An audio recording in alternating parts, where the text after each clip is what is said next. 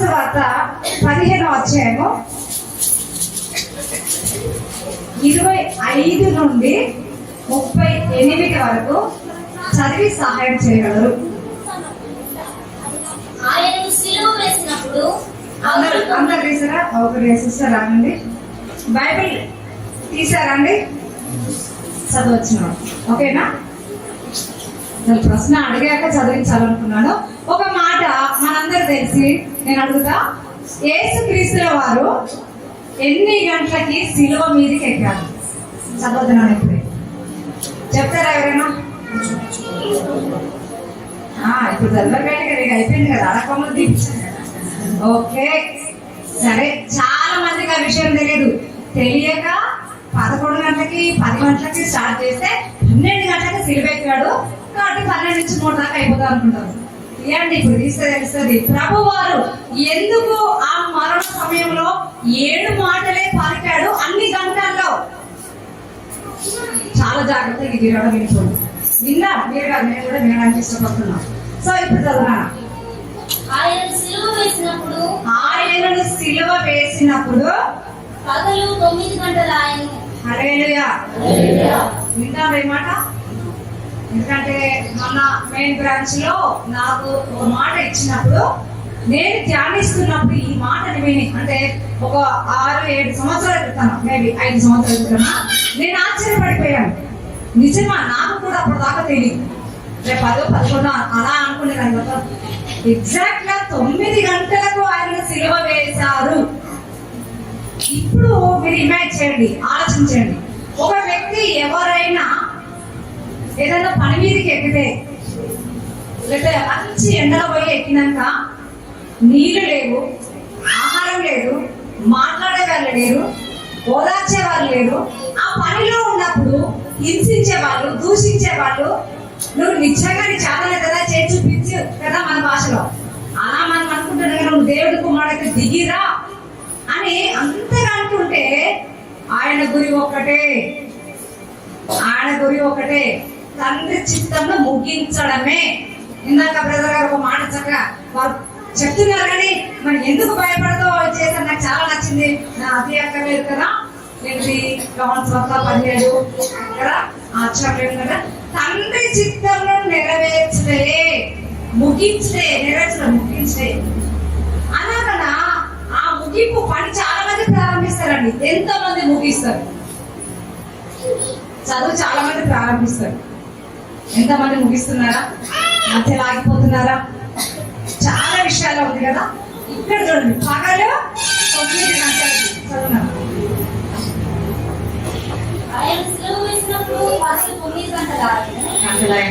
మరియు యూదుల రాజైన యేసు అని ఆయన మీద మోపబడిన నేరమును రాసి పైగా ఉంచిరి. ఎవరైనా రాజు, మంత్రి, ప్రధాన మంత్రి అంటే అది నేరం అండి. కానీ యూదుల వాళ్ళు అనుకుంటారట, యూదుల రాజు అనేటువంటి పదమాట నేరమాట వాళ్ళకి. ఒక్కసారి ఆలోచించండి. ఆయన చూస్తున్నప్పుడు ఆయన వెనకాల ఏం కనబడుతుంది? యూదుల రాజు చక్కగా కనబడుతుందండి అక్కడ. కానీ అది వాళ్ళు నేరం అనుకుని రాశారు. అందుకే పిలాతోటి వాళ్ళు అంటారు కదా, అయ్యా నేను యూదులకు రాజు అన్నాడని రాయండి అంటారు. నేను అన్ని లెక్కలు తీస్తలేను అన్నప్పుడు ఆయన ఏమన్నాడు తెలుసా? నేను రాయించిందేదో రాయించాను అన్నాడు. వాళ్ళేమన్నారు? నేను యూదుల రాజు ఆయన అన్నాడు అని రాయండి అని అన్నాడు. కానీ ఏం రాశారు తెలుసా? డైరెక్ట్ గా యూదుల రాజు అని హీబ్రూ, గ్రీకు, తర్వాత రోమా 3 యొక్క భాషల్లో రాసి పెట్టేశాడు అనమాట. కనుక అదే యూదుల రాజు అని అంత చక్కగా కనబడుతుంది, అది వాళ్ళ దృష్టి నేరం లాగా కనబడుతుంది అన్న. నెక్స్ట్, మరియు కుడివైపున ఒకరిని ఎడమవైపున ఒకరిని ఇద్దరు బందిపోటు దొంగలను ఆయనతో కూడా సిలువ వేసిరి. ఆయన ఎంత నీతిమంతుడండి, ఆయన ఎంత యథార్థవంతుడు, ఆయన ఏదో ఏ దోషం లేదని చెప్పేసి ఏ రోజు కానీ పిలాతు కానీ ఎవరికి కూడా అసలు ఈయన ఏదో మరణానికి తగిన ఏది కూడా నాకు దొరకట్లేదు అంటున్నారు. చివరికి మన యేసు ప్రభుల వారికి ఎలాంటి తీర్పు దక్కింది, లేకపోతే ఎలాంటి తీర్పు దక్కింది అనేది చెప్తారా? అన్యాయపు తీర్పు. చాలా మంది చదువుకున్న పిల్లలు ఎందుకే సగం చేత అవుతున్నా అంటే చక్కగా మీరు చెప్తారు. నాకు చాలా ఇష్టమైనటువంటి సంఘము. అందుకే నేను మిమ్మల్ని అడుగుతున్నాను, అన్యాయ తీర్పు అంట. ఎంత అసలు నిజంగా వినండి ఆ మాట. అన్యాయపు తీర్పు పొందిన ఆయన అన్యాయస్తుడా కాదు కదా, ఆయన నీతిమంతుడు, నీతి సూర్యుడు. చాలా వివరణ ఉంది. సో అలాంటి ఆ యొక్క లోక రక్షకుడని గుర్తించక ఆయన ఎలాంటి మనుషుల మధ్య శిల వేశారండి?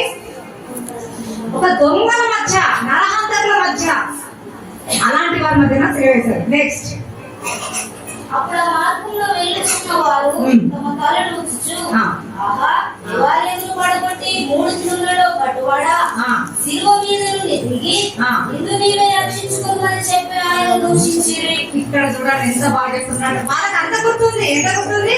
దేవాలయాన్ని పడగొట్టి 3 రోజులు ఎడుతున్నావు కదా, అంత బలం శక్తి కనుక నీకు ఉంటే ఇప్పుడు శిలువ మీదకి వెళ్ళి దిగిరా అని దూషిస్తున్నారట.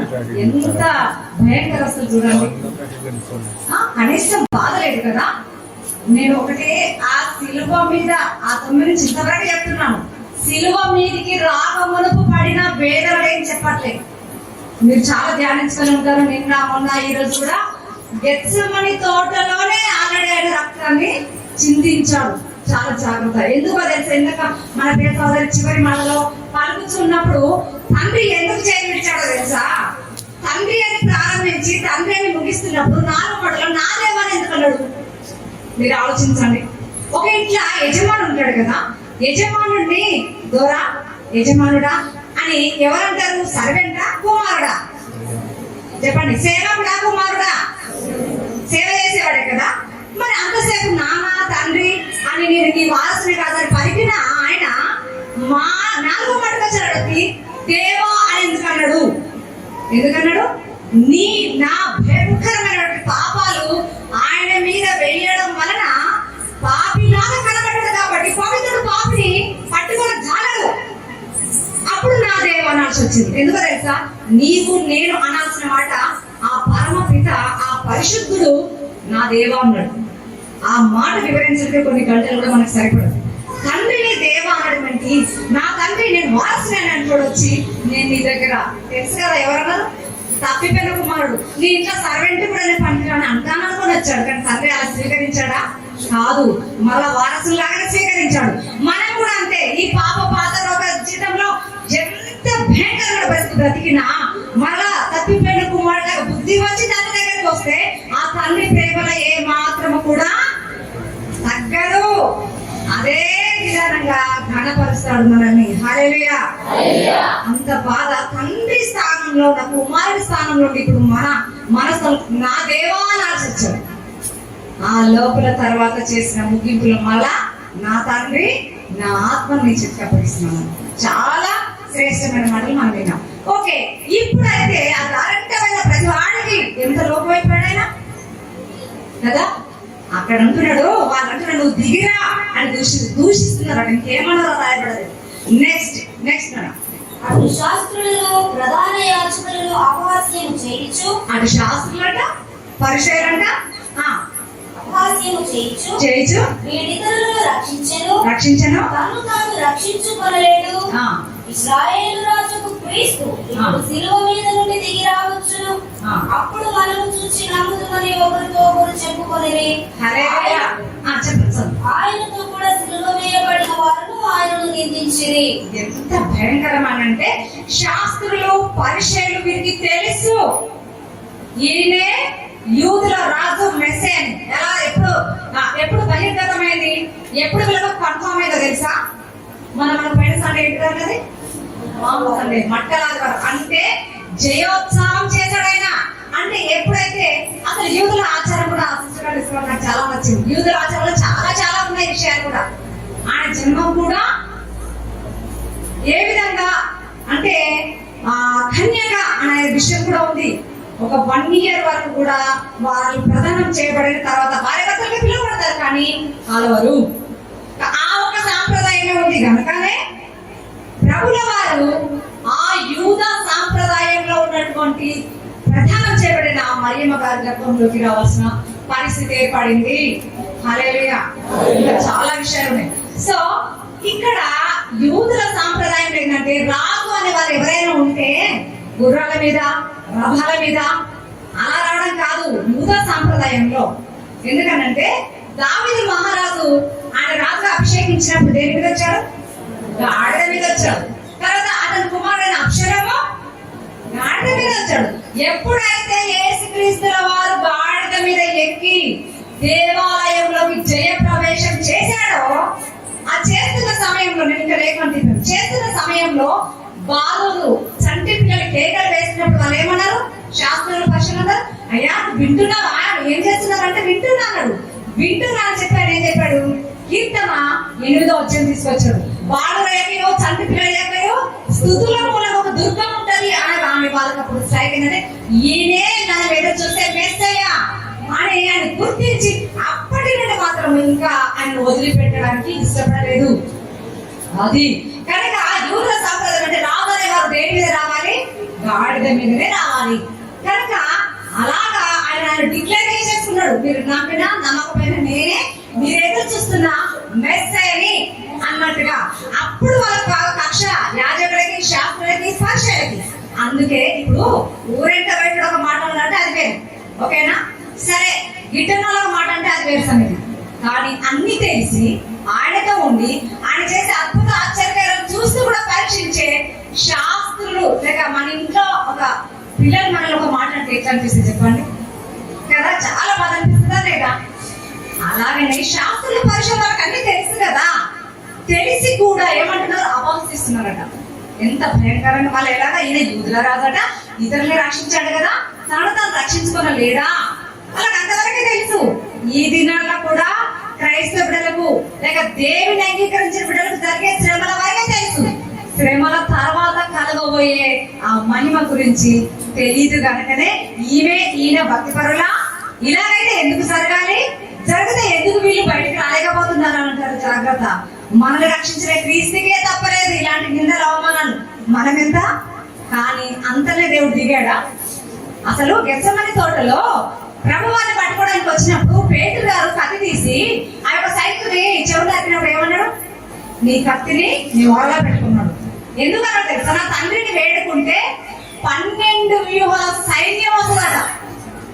సరే, ఎంత ఆశ్చర్యం! ఆ మాట గెలవాలి వాళ్ళకి. అమ్మో, ఈయన అసలు ఆ గెత్సెమనీ తోటలోనే అన్నారా బాబు, ఆయన తండ్రిని వేడుకుంటే కొన్ని వేల సైన్యాలు వస్తాయని. అద్భుతంగా ఏంటంటే తెగిపడ్డ చెవి తీసి అందుకు పెట్టాడు. అప్పుడు అది తెలవాలి కదా. ఇప్పుడు అంటారు నువ్వు దిగిరా, నువ్వు యూదుల రాజు కదా. అలాగా పరిహాసం చేశారు. అంత మాత్రం దిగొచ్చాడా? ఇక్కడ అన్నాడా వేడుకుంటాను పంపిస్తాను మాత్రమే అనలేదు. నెక్స్ట్ ఇక్కడ చూడండి, ప్రారంభం ఎప్పుడైందమ్మా? 9 గంటలకు ఉన్నది. అందరూ అవమానాలు చేస్తున్నారు. ఇక్కడ చాలా ఉన్నాయి. మధ్యాహ్నము మొదలుకొని 3 గంటల వరకు ఆ దేశమంతటా చీకటి కమ్మెను. 3 గంటలకు యేసు ఏలోయి ఏలోయి లామా సబక్తాని బిగ్గరగా కేక వేసెను. ఆ మాటలకు నా దేవా నా దేవా నన్ను ఎందుకు చేయి విడిచితివని అర్థము. ఇక్కడ మధ్యాహ్నం నుంచి 3 గంటల వరకు, ఆ 12 నుంచి 3 గంటల వరకు ఏం జరిగింది అంటే మన పాప పాత రోత జీవితంలో ఎన్ని రకాలైన శాపాలన్నీ కూడా ఆ పరిశుద్ధుని మీద మోపబడుతున్నవి, పోయబడుతున్నవి. కనుక ప్రకృతి కూడా ఆయన చూడలేకపోయిందంట. అసలు సూర్యుడు కూడా మరుగైపోయాడు కదా. సూర్యుడు కూడా మరుగైపోయాడు. అసలు చూడలేక ప్రకృతి కూడా ఆయన చూడలేకపోయిందట. ఆ సమయంలో తండ్రి కూడా ఆయన వైపు తిరగలేకపోయాడు. అందుకే ఆయన నా దేవా నన్ను ఎందుకయ్యా చేయి విడిచావు. కనుక మన బిడ్డలకి ఒకసారి మన పిల్లలు చేయి విడిపెడతాం. ఎప్పుడో తెలుసా? హాస్పిటల్కి వెళ్ళినప్పుడు జ్వరం వచ్చింది అనుకోండి, ఇంజక్షన్స్ వేసేటప్పుడు ఏమైతుందండి? చూడలేకపోయినా అంటాం మనమా అని అట్టి వేసుకుంటాం. అంత మాత్రం బిడ్డల మీద ప్రేమ లేదన్నా కాదు. వాడు బాధపడి విలువలు కడితే నేను చూడలేను, కానీ అది జరగాలి. ఇంజక్షన్ పడాలా వద్దా, జ్వరం పోవాలని చెప్పండి, అంతే కదా. కానీ మనం చూస్తామా? అబ్బా మామూలు అంటామా? వాడు తర్వాత వచ్చినట్టు అంటాడు. అంటే నాకు చూసి గుచ్చి ఏడుస్తా అంటే నువ్వు నవ్వుతావా? నీ మమ్మీ అని చూడడు, డాడీ అని చూడడు కదా. మంచిగా అక్షంతలు ఎక్కడ కదా. ఒకవేళ ఎవరికైనా సర్జరీ అవసరమైంది అనుకోండి, ఆపరేషన్ అయ్యాలి, చేస్తేనే బాగైతుంది అన్నప్పుడు చేయాలా వద్దా? చేస్తే బాధనా సంతోషమా? ఎంత బాధనో కదా చేపించుకునే వాళ్ళకి. కానీ ఆ వ్యక్తికి చేయాలి, చేస్తేనే బాగైతుంది, అవునా? కానీ ప్రభు చావాలి, కానీ చావాల్సిన ఆయన కోసం కదా. ఎవరి కోసమో? మన కోసం ఆయన చావాలి. గోధుమ గింజ పడి చస్తేనే మరలా మొలకొస్తుంది. కాబట్టి మన పాపముల జీతం మరణం కనుక ఆ మరణం మీద జయం రావాలంటే ఆయన మన రూపంలో వచ్చాడు కనుకనే. ఫిలిప్పీ 2:18 ఎలా ఉందండి? ఒక వచనం చెప్పండి, చిన్న టైం అయిపోయింది. 2:18 ఏమంటే సిలువ మరణం పొందినంతకైనా విధేయత చూపించాడట. అది నేను చెప్పడానికి మీకు చెప్పాను. సో ఇక్కడ చివరిగా ఇంకా నెక్స్ట్ చదువున్నాను. దగ్గర నిలిచిన వారిలో కొందరు ఆ మాటలు విని అదిగో ఏలియాను పిలుచుచున్నాడని, ఏలియా వస్తాడని వాళ్ళు ఆశిస్తున్నాడు. ఇంకా ఒకడు పరిగెత్తుకుని పోయి ఒక స్పంది చిరకాలో నుంచి వెల్లును తగిలించి ఆయనకు ద్రాక్షనిచ్చి కానుడి ఏలియా వీరిని దింపవచ్చునేమో చూపుమాయను. అక్కడి యేసు గొప్ప కేక వేసి ప్రాణము విడిచెను. అప్పుడు దేవాలయం తెర పై నుండి క్రింది వరకు రెండుగా చిరిగెను. హల్లెలూయా. ఈ మాట ఇప్పుడు మర్చిపోదు. యేసు ప్రభు వారు చనిపోయినప్పుడు ఏమేమి జరిగినవి చాలా గుర్తు పెట్టుకోవాలి. మనం ఎప్పుడు మర్చిపోదు. 4 సంఘటనలు ఎన్ని జరిగాయండి? ఆయన చనిపోతున్న సమయంలో ఆ దేశం అంతటా చీకటి కమ్మింది. ఆ తర్వాత ఏమైందండి? దేవాలయం తెర. అసలు ఒకటి ఏదైనా పరద మనం ఇమాజిన్ చేసుకుందాము. ఒక పరద కట్టింది అనుకోండి, ఆ పరదను చింపాలంటే ఎక్కడి నుంచి చింపాలి చెప్పండి? తప్పు. ఇప్పుడు బాగా అక్కడ ఉంది పరద, ఎలా చెప్తారు చెప్పండి, న్యాయం చెప్పండి. మరి ఎందుకు అబ్బా బయటకు పోయి అంత ఎత్తు ఏమన్నా 8:30, 9, 12 అడుగుతుంటారు మనమేమన్నా కదా? కిందనే చింపాలి అంతే తప్ప పైనుంచి రాదు. పైనుంచి తెర ఎందుకు చిరిగింది అన్నట్టు చెప్తున్నానా? ఆ దినాల్లో ఆలయము ఆవరణం ఉంటుందా? పరిశుద్ధ స్థలమా? అది పరిశుద్ధ స్థలం. ఆవరణంలో అనేకులు వస్తారు, అన్ని సైతం వస్తారు, కానీ పరిశుద్ధ స్థలంలోకి ఆయన నమ్మిన బిడ్డలు వస్తారు. అతి పరిశుద్ధ స్థలంలోకి యాజకుడు మాత్రమే ఏడాదికి ఒక్కసారి మాత్రమే పోవాలి. అది కూడా పాపుల కొరకై చిందించబడిన ఆ గొర్రె పిల్లలో మేక పిల్లల రక్తం పట్టుకొని భయపడుతూ వణుకుతూ ఆ తెర వెనకాలకి వెళ్ళి ఆ కరుణాపీఠ మీద ఆయన ప్రోక్షించి 7 మార్లు ప్రోక్షించి రావాలి. ఒకవేళ ఆయన దగ్గర తప్పుంటే చచ్చి పడిపోతారు. వీళ్ళు నడుపు తాడపట్టి బయట ఉంటారనమాట, ఆయన బయటికి లాగాలి. అయితే ప్రతి ఏడాది కదా చేయాలి. ఇలా ఎంతకాలం చేస్తారు? పాత నిబంధన కాలం నుంచి 100,000 సంవత్సరాల నుంచి జరుగుతుంది కదా. అందుకే ఒక్కసారే ఆ నీతిమంతుడు నా మానవ రూపాన్ని ధరించి మన మానవ శరీరాలతో చేసిన పాపానికి ప్రాయశ్చిత్తంగా ఆయన ప్రశస్తమైన రక్తాన్ని కాచే తండ్రి యొక్క సన్నిధికి చూపించాడు. కాబట్టి ఇక తెరతో ఏమైనా పని ఉందా? లేదు. కాబట్టి పైన కూర్చొని అత్యున్నతమైన సింహాసనం పైన ఆసీనుడై చూస్తున్న దేవుడు ఏం చేస్తున్నాడంటే ఇక తెర అడ్డు అవసరం లేదు, నాకు ఆయాసకరంగా కలిగించిన మనుషుల వరకు వెల చెల్లించా కనుక తెర చింపేస్తున్నాను అని పైనుండి తెరని 2గా చింపాడు. హల్లెలూయా. ఎంత ఘోర పాపమైన నీ వచ్చి పశ్చాత్తాపడితే రండి అంటున్నాడు ఆయన. ఏమంటున్నాడు? నా ఎదుగుత్వాన్ని ఎంత మాత్రం కూడా శ్రోసి వేయను. ఇది ఆయన యొక్క శరీరము ద్వారా ఎంత భయంకరమైన. 1 నిమిషం చెప్పినట్టు ముగిస్తా. ఆయన శరీరం ద్వారా నేను చేసిన ప్రతి పాపానికి, మన చేతులతో చేసిన పాపానికి, ఆ తాకితేనే స్వస్థత కలిగే పవిత్రుడి చేతునికి మేకులు తిరగొట్టబడింది. ఆయన పవిత్రమైన పాదాలు కదా. మనం వెళ్ళ కూడా ఇస్తానికి వెళ్ళాము, కానీ ఆ పవిత్రుడి పాదానికి ఏమైందమ్మా? మేఘం దిగబట్టబడినది. ఆయన మాట మాత్రం సేవిస్తే సృష్టి జరిగింది. అలాంటి పనికి వాళ్ళ మాటలు, శాపాలు, బూతులు మాట్లాడిన మన మాటకు, మన నోటికి రావాల్సిన చేరిని ఆ పవిత్రుని నోటికి చిరగా అందించబడింది. మనము తలచిన తలపు భయంకరమైన పైకి ప్రైజ్ ది లార్డ్ అంటే లోపల ఎప్పుడు దొరుకుతాడా అని చూసేది వాళ్ళు ఉన్నారు. అలాంటి వ్యర్థమైన తలంపులు మన బదులు ఆయన తలంపులు, ఆయన ఊహలు ఎలాంటి భూమి కంటే ధరించుకోండి అని చెప్పిన ఆ పవిత్రుడి తలకి ఏమైంది? ముళ్ళ కిరీటం పెట్టబడింది. అలాగే ఎక్కడెక్కడ ఏ విధంగా తిరిగిన ఈ శరీరానికి చెప్పలాగే కానీ చేసిన పనికి మాలిన పాపిష్టి పనులకు మనకు తాకలే కదా గొడవ దెబ్బలు, లేక మనం మన పిల్లవాడు చిన్న పని చేస్తే ఏం చేస్తామని? తప్పు పని చేస్తే బెత్తంతో కొడతామా లేదా? సరిచేయడానికి. కానీ ఆ పవిత్రుడి శరీరానికి ఏమిటి? శరీరం తున్నబడింది. ఆయన పొందిన గాయముల చేత, అందుకే 53వ కీర్తన ఊరికే రాలేదు, ఆయన పొందిన గాయముల చేత మనకు స్వస్థత కలుగుతుంది. అందుకే 53:10 ద్వారా తండ్రికి ఇష్టమైనది నలగొట్టడానికి. ఎందుకో తెలుసా? ఈ మనిషిని కొట్టలేదు కనుక అనగానే ఇప్పుడు ఇంకా చక్కగా అర్థం కావాలంటే, ఇద్దరు కుమారులు ఉన్నారు, లేకపోతే ఒక్క కుమారుడు ఉన్నాడు అనుకో, ఆ కుమారుడు చిన్న తప్పు చేశాడు, తండ్రి కొడుతుంటే తల్లి చూసి ఏం చేస్తాడు చెప్పండి? ఏం చేస్తాండి? అడ్డు వస్తుంది, ఆపుకుంటాడా? ఒక 1000 రూపాయల వస్తువు పడగొట్టాడు, సపోజ్ ఈ మిగడ పడగొట్టాడు, అవునా? ఆ కొడుకు నాకు తల్లి ఏం చేస్తే మంచిగా ఎందుకు కొట్టాడా? ఉరికి వచ్చి మధ్యలోకి వచ్చింది. అప్పుడు ఏమైతుంది? తల్లికి పడుతుంది. తల్లి ఏం చేస్తుందామని కొడుకును పట్టేసుకుంటది ఇక కదా. అలాగే పాపం చేత వచ్చే మరణానికి మనము పాతాళానికి నరకంలోకి పోవద్దని ఆ పవిత్రుడే నీ నా శరీరం ధరించి తండ్రికి మనకు మధ్యన వచ్చాడు. ఆ మన మీద పడాల్సిందంతా మీద వేశాడు. ఇప్పుడు క్రీస్తు యొక్క మరణం ద్వారా తెగ చిరిగిపోయింది. క్రీస్తు రక్తం ద్వారా తండ్రితో మనకు సంధి ఏర్పడింది. క్రీస్తు రక్తం ద్వారా కుదరని రోగాలు కూడా నయమైపోతున్నవి.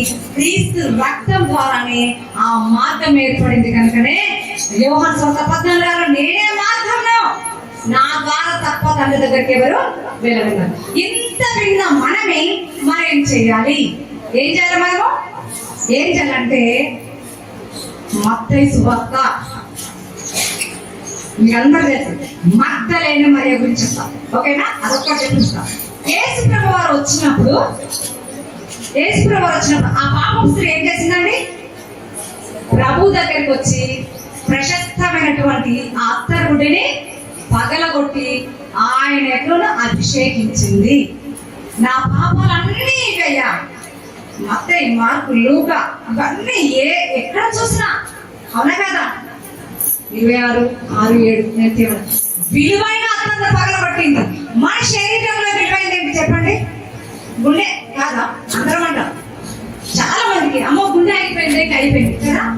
అందుకే ఏం చెప్తున్నట్టే హృదయం అనే ఆ గుడ్డిని విలువైన దాన్ని పగలగొట్టాలి. హృదయం అనేది ఎందుకన్నా సజ్జనుడట హృదయం నిండిన దాని నుంచి సద్విషయాలు తీసుకొస్తాడు, దుర్జనుడు చెడ్డ మాటలు హృదయం నుంచి తీసుకొస్తాడు. కనుక మంచి మాటలు క్రీస్తుని గురించే గనక అవి నింపబడిన మనము ఈ లోకపు మాటల చేత నింపబడిన మన హృదయాన్ని ప్రభు పాదాల కడ ఈ దినము పగలగొడదాము. అలాగే చేసి ప్రభువా నన్ను పవిత్రుడిగా చేయి, నీ ప్రశస్తమైన రక్తం చేత నన్ను కడుగు అని అంటే ఆయన మనల్ని కడిగి పవిత్రుడిగా చేస్తాడా చేయడా? హల్లెలూయా. చివరికి ఒకటి చెప్పి నేను ఇంకా ముగించేస్తున్నా. ఎఫెసీయులకు రాసిన పత్రిక 5:2, కొలస్సీయులకు రాసిన పత్రిక 3:2. ఈ రెండు చదవండి, ముగించేస్తా. ఎఫెసీయులకు రాసిన పత్రిక 5:2, కొలస్సీయులకు రాసిన పత్రిక 3:2. క్రీస్తు మనల్ని ప్రేమించి పరిమళ వాసనగా ఉండటం కొరకై మన కొరకు తను తాను దేవునికి అర్పణగాను బలిగాను. హల్లెలూయా. దేవుడికి అర్పణ ఇంకా బలి. నిన్ను నన్ను ప్రేమించి ఎందుకంటే తెలుసా? మన మాట పరిమళ వాసన రావాలట. ఏ వాసన వస్తుంది? పండుగ వస్తే మంచి సెంటు వాసనలు వస్తాయి కదా. ఇంకా ఇంట్లో పోతే మంచి చికెన్ వాసన వస్తుంది రావా కదా. కానీ క్రీస్తు రక్తంలో కడగబడిన మన హృదయంలో నుంచి, మన జీవితంలో నుంచి ఎలాంటి బయటకు వస్తున్నాయి మనమే ప్రశ్నించుకుందాం. క్రీస్తుని గురించిన మంచి సువార్తని బయటికి తీసుకొని వెళ్ళగలిగిన వారమై ఉంటే ఆ శిలువ యాగానికి ఒక అర్థం ఉంటుంది. అందుకోసం కొలస్సీ 3:2 అని చెప్పాడు కదా. ఇది ఎందుకు చెప్పాల్సి వస్తుందని అంటే సిస్టర్ గారు కూడా చాలా బాగా చెప్పారు. ఏంటంటే నిజమే స్టెఫన్ గారు చెప్పారు, చిన్న వదిలిపెట్టారు. నేను చెప్తాను, అది చదవండి. 1-2 స్టార్టింగ్ లో మీరు క్రీస్తుతో కూడా లేపబడిన వారైతే పైన వాటిని వెతకండి. ఒకటే చెప్తున్నాను, క్రీస్తుతో లేపబడితే అంటే దానికి ముందు క్రీస్తుతో చనిపోయిన అనుభవం ఉండాలి. మనం కలిపి 2:20 ఉంటుంది. అది ఏంటంటే నేను క్రీస్తుతో కూడా సిలువ వేయబడి ఉన్నాను. చాలా జాగ్రత్త. గలతీ 2:20 చదవక నేను చెప్తున్నాను, నేను క్రీస్తు కూడా సిలువ వేయబడి ఉన్నాను. ఇక జీవించబడదా నేను కాదు, నా కొరకే ఎవరైతే చనిపోయారో ఆయన కొరకు జీవిస్తున్నాను అన్నాడు. అలాగా చనిపోయిన అనుభవం ఉంటేనే లేపబడే అనుభవం ఉంటుంది. ఇప్పుడు పోలసిన కోసే కనుక మీరు క్రీస్తులాగా లేపబడిన వారైతేనే పైన వాటిని వెతకండి. పైన ఏముంది? పైన ఏముంది? కొలసి 2 చదవాలి. అక్కడ క్రీస్తు దేవుడి యొక్క అంటే తండ్రి కుడిపార్శ్వం మీద అంటే ఆయన ముగించేసాడు, ఇంకా సమస్తం చేసేసాడు. వెళ్ళి ఇప్పుడు అక్కడ కూర్చొని చూస్తున్నాడు, ఇంకా ఎవరెవరు నా మార్గంలో వస్తారా? ఎందుకంటే నేను స్థలంగా మీరుండలాగా మీ కొరకు ఏం చేస్తానన్నాడయ్యా? స్థలం సిద్ధపరచ వెళ్తానన్నాడా లేదా? ఏమో 14 తీయకండి, మొదటి నుంచి చదవండి తెలుస్తుంది. నేను వెళ్ళిపోవటం మంచిది, మీ కొరకు నేను స్థలం సిద్ధపరచాను కదా. ఇక్కడ తండ్రి కుడిపార్శ్వం మీద కూర్చొని ఉన్నాడు కనుక మీ జీవము క్రీస్తుతో కూడా దేవునిలో దాచబడ్డది. ఆ వాడు కోసం నేను మిమ్మల్ని మన జీవము అందరం చెప్తామా? మన జీవము క్రీస్తుతో కూడా దేవునిలో దాచబడి ఉన్నది. మరి దాచబడిందని వెతుకుదామా లేదా? వెతకాలి. ఇప్పుడు అందుకే పైన వెతకండి అన్నాడు. అందుకే ఆ మాట ప్రకారమే స్తెఫను తండ్రి కుడిపార్శ్వం ఆయన చూస్తున్నాను అన్నాడు. ఇది అక్కడ జరుగుతుంది. అపోస్తల కార్యాలు 6వ అధ్యాయంలో జరిగేది ఏంటంటే ఇదే చూస్తున్నాడు ఆయన. తండ్రి కుడిపార్శ్వం నందు మన కొరకు మరణాన్ని జయించి తిరిగి లేచి ఆశీనుడైనామని చూస్తున్నాడు. క్రీస్తు ద్వారా నా జీవము తండ్రిలో ఉంది. కాబట్టి ఇక్కడ అందరికీ ఒక మరణం ఉంటది, శరీర మరణం. రెండో మరణము అదే ఆత్మ మరణము. దాన్ని జయించాలంటే జయించిన వాడిని కలిగి ఉంటేనే జయిస్తాము. కనుక రాబోయే రేపు నెలలోనే పునరుద్ధానం, జయ జీవితం ఎలా ఉంటుందని నేర్చుకోబోతున్నారు కదా. సో దేవుడు చేసిన ఈ శిలువ యాగం ద్వారా ఆయన 9 నుంచి 3 గంటల వరకు 7 మాటలు పలకడానికి ఎంత వేదన అనుభవించారో ఆలోచించుకోండి. మన సొంత వాళ్ళు ఎవరైనా మరణిస్తున్న ఆ టైంలో ఇంకొకటి మాట్లాడు, ఒక్కసారి చూడు, నీకు ఇష్టమైన ఆలోచించు, అయ్యో నేను వచ్చిన అంటాం కదా. ఆయన ఎంతగానో ఆయన ప్రేమించిన ప్రియ బిడ్డలకైనా మన కొరకు పలికిన అశ్రేష్టమైన మాటల్ని ప్రతిదినం ధ్యానిస్తాము. ఆయన మరణించాడు కానీ తిరిగి లేచాడు. హల్లెలూయా. మనం కూడా మరణిస్తాము కానీ క్రీస్తు యేసునందున్న వారికి ఏ శిక్ష విధి లేదు. రోమా 8:1 అవునా కదా? అవునా? క్రీస్తు యేసునందు ఉంటేనే శిక్ష విధి లేదు కనుక తిరిగి లేస్తాం. కాబట్టి ఈ మధ్యకాల సమయంలో దేవుడు మన కొరకు మరణించిన తిరిగి లేచాడు. మనం కూడా ఆయన కలిగి ఉంటే మరణించిన ఒక దినాన్ని తిరిగి లేచి సదాకాలం ఆయనతో ఉంటాం. దేవుడి మనం దీవించి ఆచరించిన మన రీతిలో పలికి చేయను గాక. మీకేమైనా ప్రార్థన అవసరాలతో ఉంటే మాకు సంప్రదించండి. మా ఫోన్ నెంబరు మీకు స్క్రీన్ మీద కనబడుతుంది కనుక ఆ ఫోన్ నెంబరు సంప్రదించండి. అలాగే మినిస్ట్రీ యొక్క జీసస్ సాల్వేషన్ గాస్పల్ మినిస్ట్రీని కూడా మీరు ప్రార్థనలో పెట్టి పట్టుకోండి. జీమెయిల్ కూడా ఉంది దానికి.